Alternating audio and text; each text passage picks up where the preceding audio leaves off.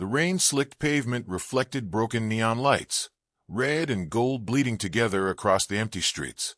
Vincent Rourke stood in the shadows of a crumbling brick wall, the smoke of his cigarette curling upward like a ghost. His eyes were the eyes of a man who had seen too much and felt too little, but tonight something in the air whispered trouble. The city never slept, but in its sleepless hours it often bled, and Vincent had long since stopped asking whether the blood belonged to saints or sinners. It all looked the same once it stained the gutters. He pushed the brim of his hat lower and walked, each step echoing against forgotten alleyways where rats scurried from the light. A distant siren howled somewhere in the depths of the city. Then a single gunshot cracked the night like lightning, sharp and fast, followed by silence. Vincent didn't flinch. He had learned years ago that a gunshot was only the end for the man who didn't fire it. For everyone else, it was just another sound in the symphony of the city. The dive bar was dim, reeking of old whiskey and damp wood. Vincent slid onto the cracked stool, nodding at the bartender who had seen him more nights than he cared to count. The man said nothing, only poured a glass of whiskey and set it down. After a beat, he slipped a folded scrap of paper across the counter. Vincent unfolded it with calloused fingers, his jaw tightening at the sight of 3 words scrawled in crimson ink. The debt is due. He drank the whiskey in one swallow and left the glass empty on the counter, his mind turning over ghosts he had tried to bury. He knew exactly who had sent it. The Crimson Syndicate never forgave, never forgot. He had once worked their cases as a cop, back when he still wore the badge and believed the law meant something. But after the night he crossed them, the night his partner ended up in a coffin with 2 bullets in the back of his skull, Vincent stopped believing in justice. He left the force, but the streets did not leave him.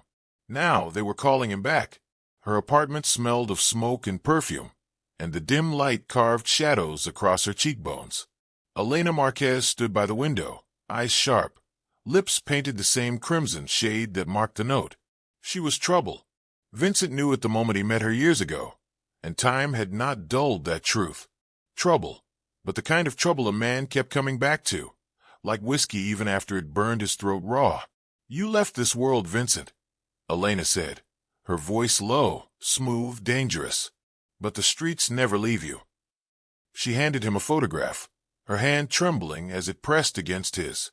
Vincent looked down, and his heart froze.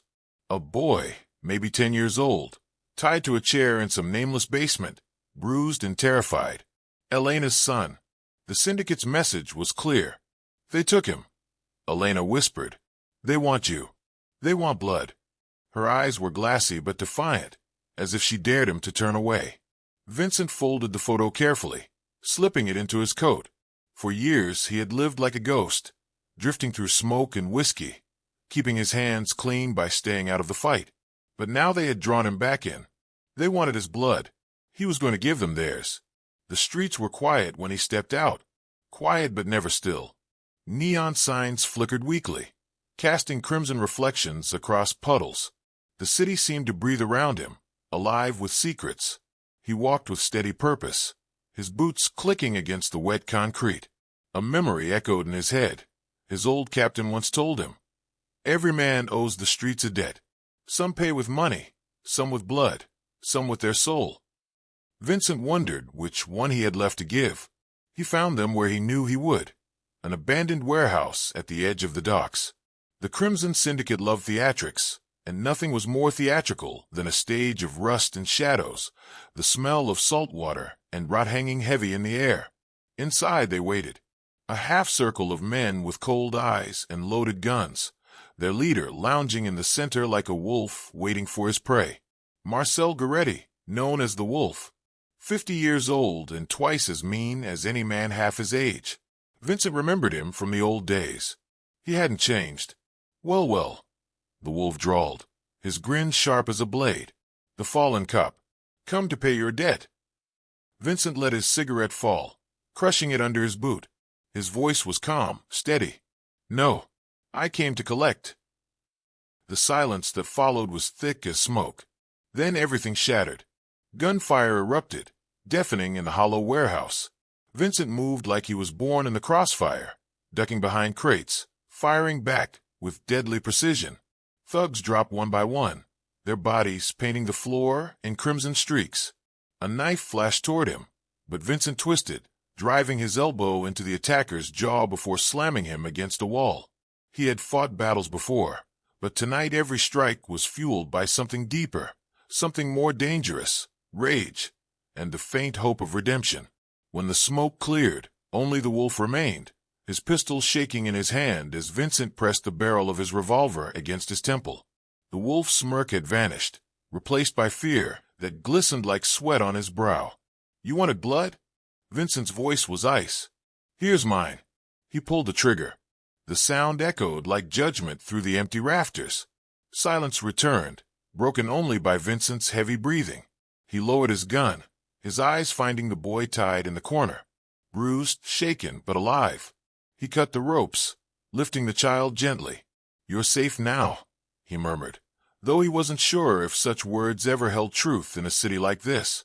Dawn was creeping over the skyline when he stepped outside, the boy's hand clutching his. Elena was there, running forward, gathering her son into her arms. She looked at Vincent with tears streaming down her face. Gratitude and pain mixed in her gaze, a storm of emotions he could never untangle. "You saved him," she whispered. "Why? After everything, why risk your life?" Vincent lit another cigarette, the flame flaring briefly before fading. He exhaled smoke into the pale morning air, his silhouette stretched long against the blood-stained street. "Because no one deserves to grow up on crimson streets," he said softly. She wanted to thank him, but the words never came. He was already walking away, his figure fading into the mist and morning light.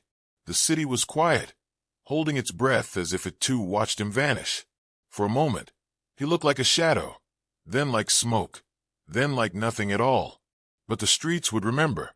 They always did. The rain began again, soft and steady, washing away the blood but never the memory. And somewhere deep in the city, whispers already began to spread. They spoke of Vincent Rourke, the man who had once been broken, the man who stood against the syndicate, the man who walked the crimson streets and survived. Some called him a hero, others a fool. Vincent didn't care. Heroes died young, fools died faster. Survivors carried on. As he disappeared into the dawn, the narrator's voice seemed to echo from the shadows themselves. "On crimson streets, there are no heroes, only survivors,